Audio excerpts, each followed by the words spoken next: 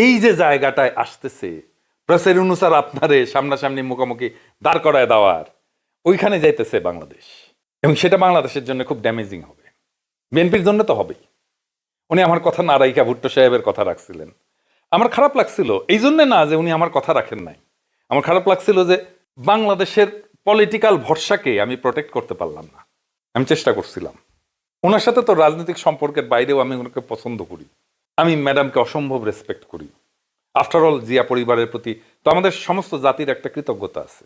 আমার মনে আছে তারেক রহমান আমাকে বলছিলেন যে দাদা আপনি, আপনার একটা রাজনীতি আছে আমি জানি, আই রেসপেক্ট ইট, অ্যান্ড আমাদেরও একটা আছে, আপনি আপনার রাজনীতিটা করেন, আমাদেরকে আমাদেরটা করতে দেন। আমি থমকে গেছিলাম ওই কথাটা শুনে, কিন্তু আমি ওই সময় থেকে বাংলাদেশের রাজনৈতিক ভরসার কাছ থেকে এই কথা শুনে আমি অরাজনৈতিক আশাকে আঁকড়ায় ধরছিলাম। আপনারা জানেন আমি প্রফেসর ইউনূসের সরকারের শ্যাডো ক্যাবিনেট বানাইছিলাম। সেই শ্যাডো ক্যাবিনেটে যারা আসছিলেন তাদের অনেকেই পরে ক্যাবিনেটেই ঢুকে গেছেন।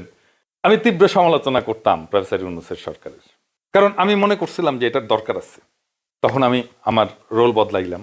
অনেকে বলে কি মন্ত্র দিয়ে গেছে আমারে, আমি কেন সমালোচনা থেকে প্রফেসর ইউনূসের পাশে এসে দাঁড়ালাম। এটাই কারণ ভরসাহীন হইয়া আশারে আঁকড়ায় ধরা ছাড়া তো উপায় নাই।